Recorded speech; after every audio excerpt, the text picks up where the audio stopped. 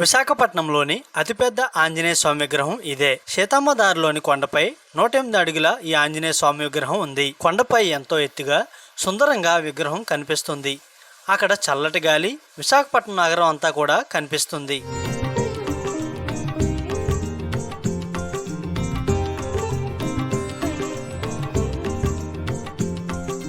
విశాఖపట్నం ఉత్తర నియోజకవర్గంలోని కొండపై సీతమ్మవారు ఉంటారు.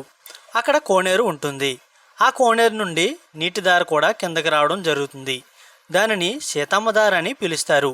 స్వయంగా అక్కడ సీతమ్మవారు వెలిశారని ప్రజల నమ్మకం.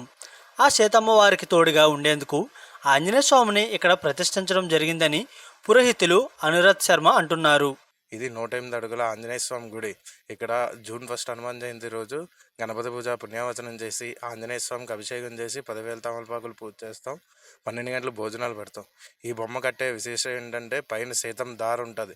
సీతమ్మ వారికి కాపలా కింద ఆంజనేయ స్వామి విగ్రహం ఇక్కడ కట్టించారు మా రాజుగారు, ఏఎస్ఎన్ రాజుగారు. ఆయన ఈ ఆలయ ధర్మకర్త. ఆ ఆంజనేయ స్వామికి పెద్ద ఎత్తున నగరంలోని ప్రతి మంగళవారం శనివారం అధిక సంఖ్యలో భక్తులు రావడం జరుగుతుందని తెలిపారు. నగరంలో ఎక్కడ నుండి చూసినా ఈ కొండపై ఆంజనేయ స్వామి విగ్రహం కనిపిస్తుంది. దీంతో పెద్ద ఎత్తున బయట నుండి కూడా పర్యాటకులు వచ్చి దర్శించుకోవడం జరుగుతుందని తెలుపుతున్నారు.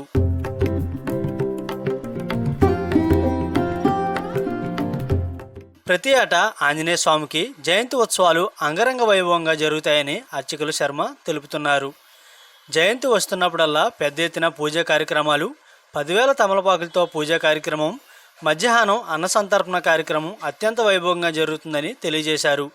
హనుమాన్ జయంతి రోజు ఎవరైనా ప్రజలు రావాలనుకుంటే సీతమ్మధారలోని కొండపై వస్తే స్వామివారి దర్శన భాగ్యం కలుగుతుందని తెలియజేశారు. మంగళవారం శనివారం వస్తారు. నెక్స్ట్ టూరిస్టులు ఎక్కువ మంది హిందీ వాళ్ళు వస్తూ ఉంటారు శనివారం పూటను ఆదివారం పూట.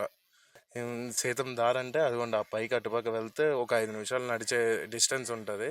అక్కడ చిన్న కోనేరు లాంటిది, భూమిలోంచి నీరు ఊరుతూనే ఉంటుంది. సీతమ్మవారు అక్కడ ఉంటారు. సీతమ్మవారి కాపలా కింద ఈ ఆంజనేయ స్వామి గుడి మా రాజుగారు కట్టించారు ఇక్కడ దగ్గరుండి.